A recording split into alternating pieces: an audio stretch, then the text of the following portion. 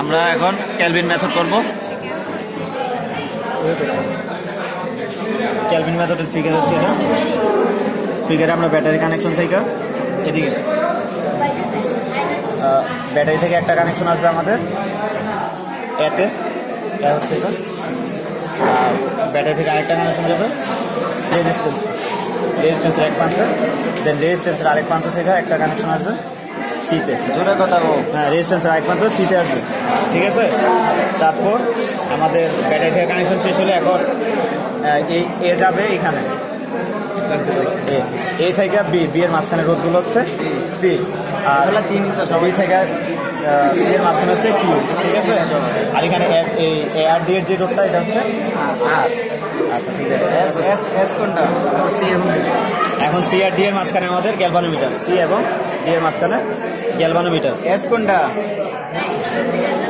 আমার মাথা ধরা দরকার।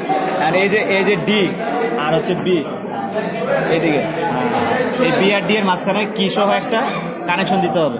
তাহলে আমরা এই বি থেকে এইখানে কি সহ একটা কানেকশন দিলাম, এই বি এইখানে, ঠিক আছে। আর আমাদের যদি কানেকশন শেষ হয় তাহলে আমরা এখন মান দিব। মান নেওয়ার জন্য আমরা মানিলাম এইখান থেকে আমরা এখানে এই পোস্ট অফিস বক্সের 10-10 নষ্ট আছে, সেজন্য আমরা 100-100 উঠাবো, ঠিক আছে। 100-100 উঠানোর পরে এখানে মান দেখা যাচ্ছে যে ইনফিনিটিতে চলে গেছে। ইনফিনিটিতে গেলে আমাদের এই রোধের কাজ হচ্ছে এই মানটাকে এই রেঞ্জের ভিতরে আনা, 30-এর ভিতরে আনা। যত উঠানো লাগে আমরা উঠাই। হ্যাঁ, তাহলে এখান থেকে 10,000 উঠা। হ্যাঁ, ওই দিক থেকে উঠাইতে চলে যাবে। আরো উঠাই। হ্যাঁ, ঠিক আছে, এই যে তাহলে আমরা এখানে রেঞ্জের মধ্যে আনলাম, ঠিক আছে। রেঞ্জের মধ্যে আনলে এখন আমাদের রেঞ্জের মধ্যে কাজ আসা করে এগুলো রেঞ্জের মধ্যে কাজ আসা করে এখান থেকে এখানে এখন রেজিস্টার করতে হবে। এখন আমাদের এখান থেকে উঠাইছে 100-100, তারপর গ্যালভানোমিটারের রোধ হচ্ছে 100। তাহলে আমরা এখান থেকে মানগুলো 100 কাছাকাছি মান নিব। তাহলে আমরা 100-র মধ্যে এখান থেকে আমরা যদি 100 নেই, 100ই নেই।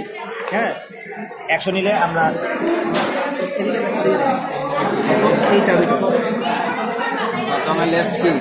প্রথমে লেফট কি দিলাম, দেওয়ার পরে গ্যালভানোমিটারে দেখলাম ইয়াটা কোথায় আসলো। দেন আমরা এখানে লাইট কি দেখ। হ্যাঁ, এখন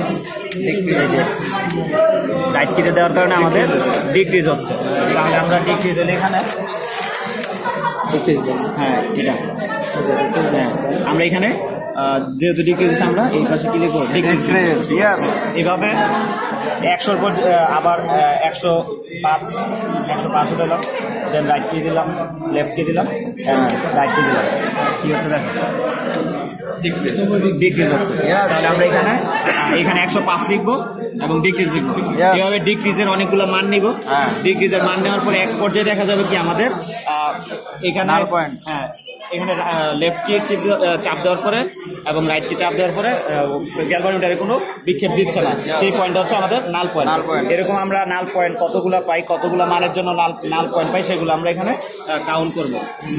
নাল পয়েন্ট অথবা নো চেঞ্জ, এই পয়েন্টগুলো যে মানগুলো কাউন্ট হবে। এর পরবর্তীতে আরো মান ওঠানোর কারণে আমাদের কি হবে, নাল পয়েন্ট থেকে আমাদের মান আরো বাড়ানোর পরে সেটা ইনক্রিজ হবে।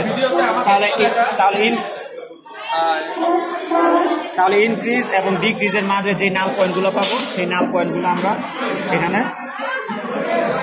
গড় করবো। হ্যাঁ, সেই মানগুলো গড় করে আমরা এই সূত্রে বসাবো, ঠিক আছে। শেষ। থ্যাংক ইউ জুয়েল ভাই, আপনাকে অনেক অনেক ধন্যবাদ।